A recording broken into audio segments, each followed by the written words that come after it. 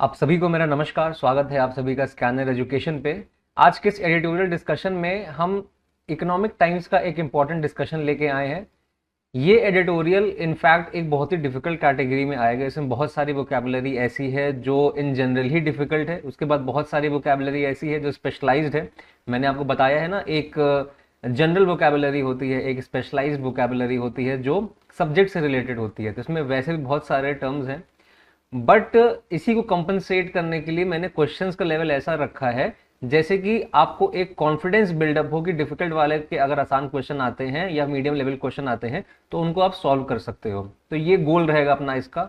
दूसरी चीज, इसमें काफी सारी आपको वोकैबुलरी ऐसी मिलेगी जो स्पेशलाइज कैटेगरी में रहेगी। जैसे मैंने बताया अभी, मैं बार बार आपको यही बोलता हूँ, पहले भी ये बोलता आया हूँ कि जनरल वोकैबुलरी हमारे लिए जानना जरूरी है रीडिंग कॉम्प्रिहेंशन समझने के लिए। स्पेशलाइज वोकैबुलरी केवल पैसेज तक ही सीमित है आपको, तो वो ओवरऑल अंडरस्टैंडिंग में आपको प्रॉब्लम नहीं क्रिएट करेगी। अगर आती है तो अच्छी बात है, अगर स्पेशलाइज वोकैबुलरी नहीं आती है तो भी कोई दिक्कत नहीं है, वो आपका आंसर सॉल्व करवा दे जाएगी। इसका प्रूफ मैं आपको जब क्वेश्चन सॉल्व करूंगा तब का तभी दे दूंगा, ठीक है। अच्छा, पिछली बार की तरह इस बार भी मैंने यहाँ पे वर्ड्स लिख दिए हैं और उसका मीनिंग भी लिख दिया है, जैसे कि आप जब रिवीजन करो तो हेल्प मिले। हो सकता है मोबाइल स्क्रीन पे आपको थोड़ा छोटा दिखाई दे रहा हो, बट मैं इसकी पीडीएफ शेयर कर दूंगा आपको टेलीग्राम चैनल पे, जिसकी लिंक आपको डिस्क्रिप्शन में लिखी हुई है। वहां से आप एक बार फिर से इसको रेफर करके अपनी अंडरस्टैंडिंग को इंप्रूव कर सकते हो। तो चलो अपना डिस्कशन को शुरू करते हैं। ये कह रहा है इंडियन सीईओ, सीईओ समझते हो ना, चीफ एग्जीक्यूटिव ऑफिसर, जो पूरा कंपनी संभालता है। Indian CEOs out performing the workforce in pay hikes. जो भारतीय कंपनियों के सीईओ हैं वो आउट परफॉर्म कर रहे हैं। क्या कर रहे हैं? आउटस्टैंडिंग परफॉर्मेंस दे रहे हैं, या फिर ज्यादा परफॉर्मेंस दिखाई दे रहा है उनका। किस किस में? पे हाइक में। किसके कंपैरिजन में? वर्कफोर्स के। ये कह रहा है कि जो पे हाइक है, यानी कि जो पे का इंक्रीज हुआ है, इंडियन सीईओ का पे का इंक्रीज ज्यादा हुआ है कंपेयर टू बाकी वर्कफोर्स, बाकी जो एम्प्लॉयज वहां काम करते हैं। इसके बारे में डिस्कशन होगा। Indian CEOs are outperforming the workforce in pay hikes as companies have largely been able to pass inflation on to consumers during the post-pandemic economic recovery। वही वाली बात फिर से बोल रहा है और वजह बता रहा है ये कि कंपनी जो है उन्होंने पूरी कोशिश करी और इसमें सक्सेसफुल हो गए कि जो इन्फ्लेशन का इफेक्ट कंपनीज पे आया था वो उन्होंने कंज्यूमर पे डाल दिया। यानी कि जो महंगे में सामान उनको खरीद पा रहे थे सामान बनाने के लिए, फॉर एग्जाम्पल, उसको उन्होंने और महंगा करके एंड कंज्यूमर तक ट्रांसफर कर दिया। तो उनका प्रॉफिट अपना मेंटेन्ड है। कब? पोस्ट पैंडेमिक रिकवरी में। पैंडेमिक के टाइम पे इनका बिजनेस फेल हुआ था तो इन्होंने रिकवरी किया, ठीक है। रिकवरी को क्या कहा इन्होंने? Post pandemic economic recovery. This is facilitated by remuneration structures linked to corporate performance that becomes more pronounced as managers climb the hierarchy। ये कह रहा है दिस इज फैसिलिटेटेड, यानी कि दिस इज मेड पॉसिबल, ये मुमकिन हुआ बाय रेम्यूनरेशन। रेम्यूनरेशन माने payment structures linked to corporate performance, यानी कि इनको जो पैसा मिल रहा है वो सैलरी तो है ही है, साथ में कुछ एक्स्ट्रा रेम्यूनरेशन मिल रहा है इनको, जो लिंक्ड है किससे? कि कंपनी कैसी परफॉर्म कर रही है। कंपनी अच्छा परफॉर्म कर रही है तो ज्यादा बोनस मिलेगा, कम परफॉर्म कर रही है तो कम बोनस मिलेगा। दैट बिकम्स मोर प्रोनाउंस्ड, जो कि और ज्यादा एविडेंट हो जाता है और दिखने लग जाता है। प्रोनाउंस मतलब नोटिसेबल, और ज्यादा नजर में आता है। एज मैनेजर्स क्लाइम दी हायरार्की, जैसे ही मैनेजर ऊपर चढ़ते जाते हैं, रैंक की लैडर, रैंक की सीढ़ी चढ़ते जाते हैं। The divergence is more pronounced in promoter-led companies that seek to suitably compensate their entrepreneur managers। ये जो डाइवर्जेंस है, ये जो सेपरेशन है, ये और भी ज्यादा दिखाई देता है प्रमोटर लेड कंपनी में। अब ये काफी इकोनॉमी वाला टर्म हो गया है। जो कोशिश करता है कि वो कंपनसेट करे, पूरा मुआवजा दे एक एक्सेप्टेबल तरीके से, सूटेबल तरीके से, किसको? अपने एंटरप्रेन्योर मैनेजर को। एंटरप्रेन्योर मतलब बिजनेसमैन, जिसने पैसा लगाया है कंपनी में। तो ये क्या कहना चाह रहा है कि ये जो डिफरेंस आ रहा है वर्कफोर्स के पेमेंट में, जिसमें सीईओ ज्यादा मिल रहा है और बाकी को कम मिल रहा है, क्योंकि वो बोनस जितनी ऊपर रैंक पे हो उतना ज्यादा मिल रहा है। तो ये डिफरेंस और ज्यादा है कब? जब कंपनी का जो मैनेजर है वो खुद ही उसने पैसा लगाया हुआ है कंपनी में। मैनेजर मतलब जो सीईओ है, उसे खुद ही पैसा लगाया हुआ है कंपनी में। India incorporative has performed reasonably well. India incorporative मतलब कॉर्पोरेट इंडिया, मतलब इंडिया इन जनरल जो कंपनीज हैं उसको हम लोग इकोनॉमी के टर्म्स में इंडिया इनकॉर्पोरेटिव कहते हैं। Has performed reasonably well and is rewarding its top talent for steering the ship through a rapidly evolving environment।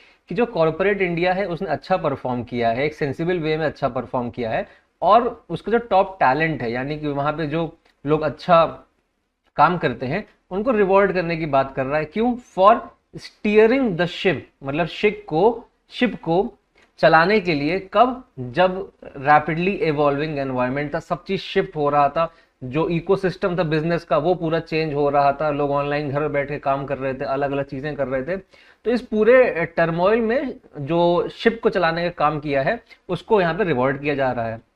C-suite executives are having to acquire new skills as businesses globally rework supply chains and technologies like generative AI change the nature of work। C-suite executive हो जाते हैं जो भी CEO, CFO, CTO, CO, जितने भी chief लगा होता है आके, तो उनको C-suite executives कहते हैं।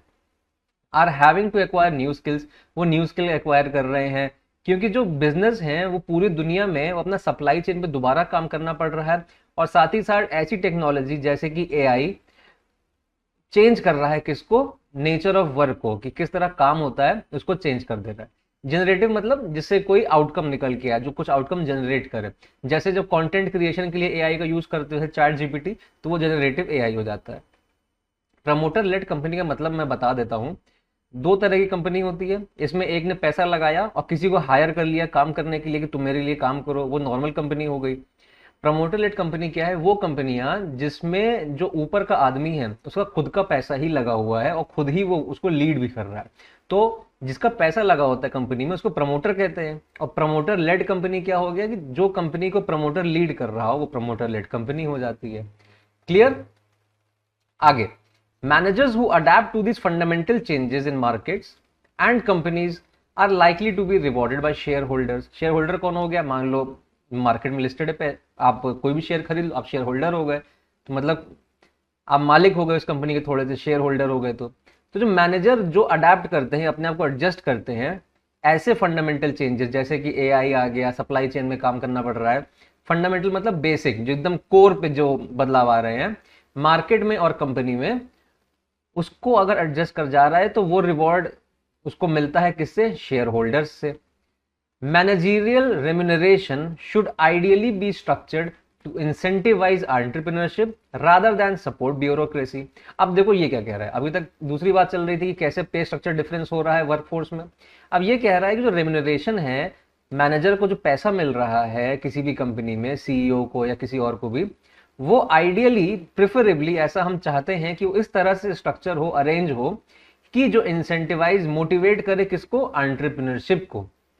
यानी कि आप रिस्क टेकिंग एबिलिटी है कि मार्केट में कैसे हम लोग आगे बढ़ें, मार्केट शेयर गेन करें, रादर देन सपोर्ट ब्यूरोक्रेसी, ना कि वो सपोर्ट करे ब्यूरोक्रेसी को यानी नौकरशाही को। ठीक है? By that token, by that symbol, pay linked to corporate performance rarely achieved this primary goal. जिसकी वजह से इस सिंबल से जो पे लिंक होता है कॉर्पोरेट परफॉर्मेंस से, वो अपना प्राइमरी गोल फुलफिल नहीं कर पाता है, जो है improvement in profit orientation. CEO salaries are insignificant in terms of company turnover. CEO जो सैलरी होती है कंपनी के टर्नओवर के रिगार्डिंग बहुत थोड़ी सी होती है, इनसिग्निफिकेंट होती है, नेग्लिजिबल होती है। टर्नओवर मतलब जितना सेल किया है कंपनी ने पूरे साल में, उस सेल का जो अमाउंट है, रेवेन्यू जो अर्न किया है, वो टर्नओवर है। And the rewards and penalties over corporate achievement do not filter through। और वो रिवॉर्ड और पेनल्टी ओवर कॉर्पोरेट अचीवमेंट, जो भी अचीवमेंट उन्होंने मार्केट में गेन किया है, वो फायदेमंद नहीं होते हैं।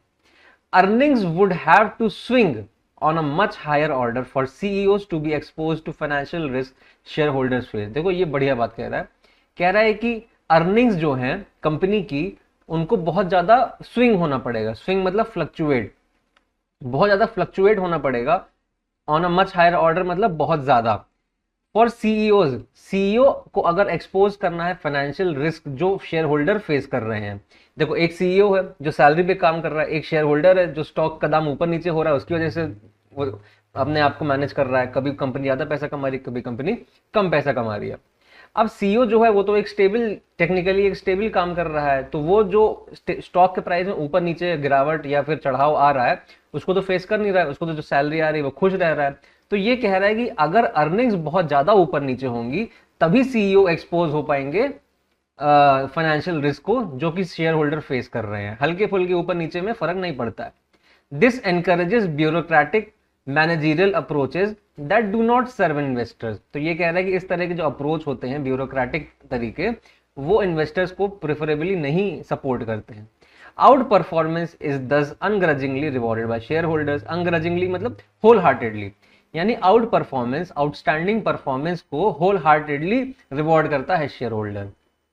ठीक है। A higher concentration of promoter driven business tamps down the dissociation between the risk reward trade off of investors and managers.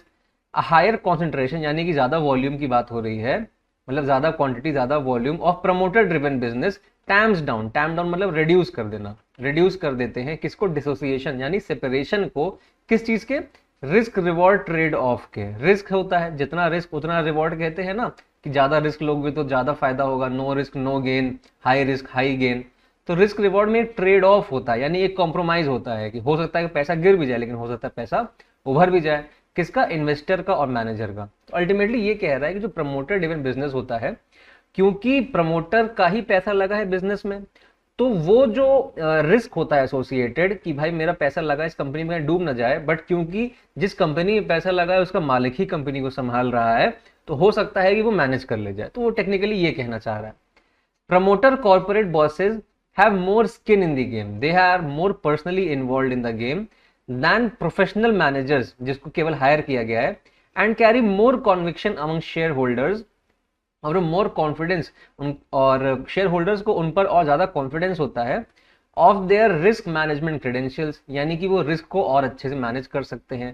Credential माने qualification. But this reinforces the case for revisiting CEO pay structures to make them more effective।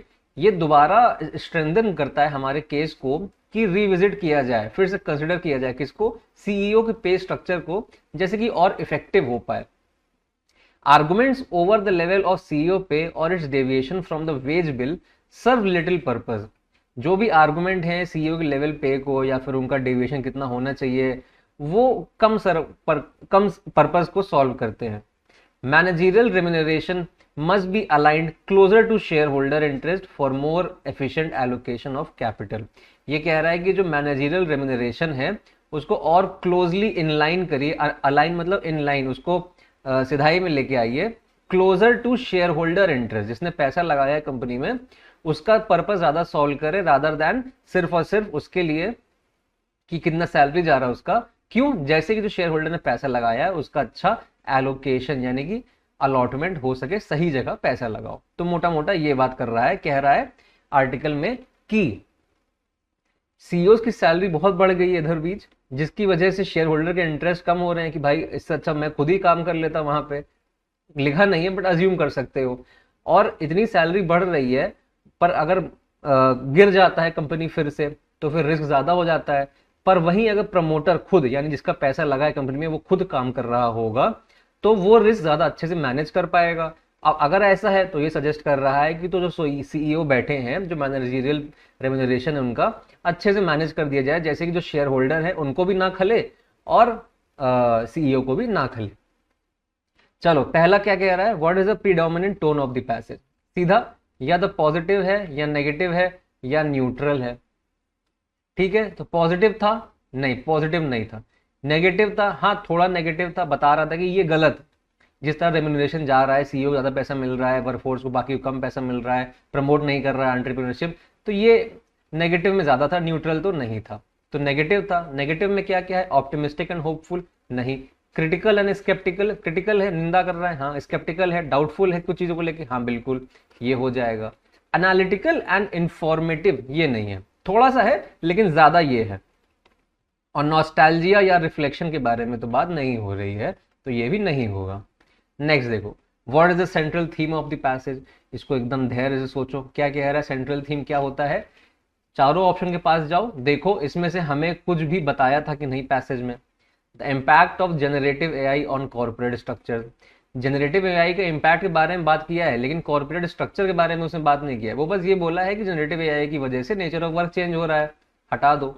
Challenges of CEO पे alignment with share holder interest, हाँ ये हो सकता है, hold पे रखते हैं।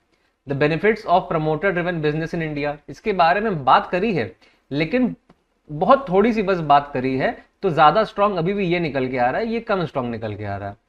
The role of bureaucratic managerial approaches in post pandemic recovery, इसके बारे में बिल्कुल भी बात नहीं हुई है, मैं इसको मार्क करके आगे बढ़ जाऊंगा। What is the underlying reason for the divergence in pay hikes between Indian CEOs and general workforce, ये कह रहा है कि जो मेन रीजन है किसमें, डाइवर्जेंस में, सेपरेशन में, पे हाइक बिटवीन सीईओ और जनरल वर्कफोर्स, वो क्या है? सीईओ का पर्सनल इन्फ्लुएंस? नहीं, ऐसा तो नहीं है। सीईओ की एबिलिटी है कि मैनिपुलेट कर ले रहा है टर्नओवर को? ऐसा नहीं है, पैसेज के हिसाब से ऐसा नहीं है, ठीक है, हो सकता है हो, बट ऐसा पैसेज के हिसाब से नहीं है, क्योंकि पैसेज हमारा भगवान है। Companies ability to adjust with inflation and pass on to the consumers, इसकी वजह से ऐसा नहीं है। ये बताया है कि इन्फ्लेशन से एडजस्ट करके उसको पास ऑन कर देते कंज्यूमर में, इसकी वजह से कंपनी का परफॉर्मेंस अच्छा हुआ है, बट ये नहीं कह रहा है कि इसकी वजह से सैलरी अच्छी हुई है। Companies inability to compensate the workforce adequately owing to rewarding hierarchy, हाँ ये रीजन सही है कि हायरार्की को रिवॉर्ड करने के चक्कर में जो वर्कफोर्स है उसको एडिक्वेटली आप नहीं पे कर पा रहे। क्यों? क्योंकि जो नीचे की पद पे है उसको कम बोनस मिल रहा है, जो ऊपर की पद पे है उसको ज्यादा बोनस मिल जा रहा है। Next, how does the passage describe the role of generative AI in the transformation of work, एकदम क्लियर लिखा था, एक सेकंड वाली स्लाइड मेरे ख्याल से एकदम सेम लिखा हुआ था, पहली स्लाइड पे लिखा हुआ है, ठीक है। देखो, it is seen as a threat to traditional work structures, ऐसा तो बिल्कुल भी नहीं कह रहा है। It is depicted as a technology that supports bureaucracy, नहीं ये भी नहीं कह रहा है। It is mentioned as a factor that requires no adaptation from executives, ये भी नहीं कह रहा है। It is portrayed as a technology that changes the nature of work, एकदम क्लियर, सीधा सीधा पैसेज से उठाया हुआ क्वेश्चन हो जाता है। Next, what does the term dissociation mean in the context of the passage, passage के हिसाब से डिसोसिएशन का मतलब क्या है? हमने देखा था क्या है, सेपरेट करना, तो क्या है, process of combining two elements, नहीं ये तो एंटोनिम हो गया। स्ट्रॉन्ग इमोशनल अटैचमेंट, ये बिल्कुल बात नहीं कर रहा है। एक्ट ऑफ सेपरेटिंग और डिस्कनेक्टिंग, हाँ ये बात कर रहा है, ये सही भी हो जाएगा। म्यूचुअल कोऑपरेशन की बात भी है, नहीं कर रहा है। According to the passage, why do promoter led companies exhibit less divergence in the risk reward trade off between investors and managers, promoter led जो कंपनी होती है वो कम सेपरेशन क्यों दिखाती है रिस्क रिवॉर्ड ट्रेड ऑफ में? क्यों? क्योंकि प्रमोटर अवॉइड कर देते फाइनेंशियल रिस्क, ऐसा हो ही नहीं सकता क्योंकि बिजनेस है तो फाइनेंशियल रिस्क है। Professional managers are less skilled at risk management, इसके बारे में कुछ भी नहीं कहा, हो सकता है स्किल्ड ज्यादा हो, ठीक है। Promoter led companies have more experience CEOs, ये भी बात नहीं कर रहा है बिल्कुल भी। Promoter managers have a higher interest in the company success, ये बिल्कुल स्ट्रेट फॉरवर्ड कहा था। स्किन इन द गेम याद है, तो वही वाली बात है। Next, what does the idiom skin in the game mean in the passage? Making a difficult decision ना, having a vested interest in personal risk, हाँ ये कह रहा है कि पर्सनल इंटरेस्ट है, वेस्टेड इंटरेस्ट है। गिविंग अप अथॉरिटी, नहीं। स्टेइंग आउट ऑफ ट्रबल, नहीं। Next, what does the phrase out performance is ungrudgingly rewarded by share holders suggest in the passage, इसका मतलब क्या है कि कह रहा है आउट परफॉर्मेंस यानी आउटस्टैंडिंग परफॉर्मेंस को होल हार्टेडली रिवॉर्ड किया जाता है, किसके थ्रू? बाय किसके थ्रू? शेयर होल्डर के द्वारा। तो शेयर होल्डर हेजिडेंट है, यानी कि वो हिचकिचाते हैं आउटस्टैंडिंग परफॉर्मेंस रिवॉर्ड करने में, नहीं ऐसा नहीं कह रहा है। Share holders willingly acknowledge and reward exceptional performance, ये बिल्कुल कह रहा है कि वो खुद से ही एक्नॉलेज करते हैं, आइडेंटिफाई करते हैं और उसको इनाम भी देते हैं, रिवॉर्ड भी करते हैं, ठीक है। Shareholders are critical of CEOs who outperform, ऐसा भी नहीं कह रहा, निंदा तो बिल्कुल नहीं करते हैं। और shareholders are unaware of the CEOs level of performance, ये भी इस पैसेज में कहीं नहीं लिखा है। Next, which title best captures the essence of the passage? अब इसमें वही वाला काम, 2 सेकंड इंतजार करो, धीरे धीरे सेंटेंस को पढ़ो सारे, इसमें से केवल एक ही होगा जो फिट बैठेगा आपके पैसेज के हिसाब से, इत्मीनान समझो। Navigating CEO compensation challenges in the post pandemic era, CEO के कंपनसेशन यानी कि उनका जो मुआवजा है उसमें जो दिक्कतें आ रही हैं उसको एक्सप्लोर करने की बात कर रहा है, कब? पोस्ट पैंडेमिक एरा में। ये नहीं कह रहा है पैसेज में कि सीईओ की कंपनसेशन में चैलेंजेस आ रही हैं, नहीं ये बिल्कुल भी नहीं कह रहा है, एकदम क्लियर है कि भाई ज्यादा अच्छा परफॉर्म करेगी कंपनी ज्यादा बोनस देंगे। The influence of promoter led companies on managerial compensation, कि जो प्रमोटर द्वारा कंपनी चलाई जा रही हैं उसमें उनका इन्फ्लुएंस बहुत ज्यादा है, नहीं ये भी नहीं कह रहा है। एडजस्टिंग वर्कफोर्स पे with ever changing corporate dynamics, workforce का जो पे है चाहे वो मैनेजरियल वर्कफोर्स हो चाहे अदर वर्कफोर्स हो, with the ever changing corporate dynamics, बिल्कुल नहीं कह रहा कि एवर चेंजिंग कॉर्पोरेट डायनेमिक, वो बस ये कह रहा है कि पोस्ट पैंडेमिक एरा में थोड़ा डिफरेंस आ गया है, तो एक ही बच रहा है वैसे, फिर भी पढ़ लेते हैं। अलाइनिंग सीईओ पे विद शेयर होल्डर इंटरेस्ट अननेसेसिटी, ये एक मजबूरी हो जाती है, एक जरूरत हो जाती है कि जो सीईओ का पे है उसको शेयर होल्डर के इंटरेस्ट से मैच करा दिया जाए, तो ये हो जाता है अपना सही आंसर। अब एक बोनस क्वेश्चन है, क्यों, देखो in the passage what does the term promoter led companies refer to. अब ये देखो इसके बारे में बताया है कि प्रमोटर लेड कंपनी क्या होता है, पैसेज में कहीं बताया नहीं है, ठीक है, इसलिए ये क्वेश्चन टेक्निकली अगर आ जाता है तो मेरे हिसाब से तो बहुत डिफिकल्टीज क्रिएट कर देगा एग्जाम में, इसलिए नहीं आना चाहिए। अगर एग्जामिनर इतना समझदार है, अगर जो बना रहा है पेपर, तो इस तरह क्वेश्चन नहीं डाले, क्यों, क्योंकि स्पेशलाइज वोकैबुलरी हो गई। बट हमने तो आपसे डिस्कस कर लिया कि क्या होता है, तो हम इसका आंसर कर सकते हैं कि वो बिजनेस जो एडवर्टाइज करते हैं हेविली, ऐसा नहीं कह रहा है। वो कंपनियां जो प्रमोट करती है अपने प्रोडक्ट को अग्रेसिवली, ये भी नहीं कह रहा है। Companies with CEOs who are also promoters of the company, हाँ ये कह रहा है। प्रमोटर मतलब major share holder. Businesses that prioritize development of new promotions, ऐसा भी नहीं कह रहा है, ठीक है। तो ये बोनस क्वेश्चन है, केवल नॉलेज के लिए मैंने कहा डिस्कस कर लूँ, बता दूं कि एग्जाम में आना चाहिए कि नहीं आना चाहिए। तो आज के वीडियो में केवल इतना ही, उम्मीद करता हूँ अच्छा लगा होगा। आप पीडीएफ के लिए इस जगह पे जाकर टेलीग्राम से डाउनलोड कर सकते हो। चैनल को सब्सक्राइब जरूर कर देना, कमेंट में बता जरूर देना कि वीडियो समझ में आया कि नहीं समझ में आया, वहां से फीडबैक मिलता है और थोड़ा क्लैरिटी आती है कि हाँ जो मैंने बनाया है इससे हेल्प हो रही है आपकी, तो मेक श्योर टू कॉमेंट, ठीक है, यही हमारा कम्युनिकेशन का एक अल्टीमेट सोर्स बन जाता है। तो मिलता हूँ मैं आपसे नेक्स्ट वीडियो में, जय हिंद।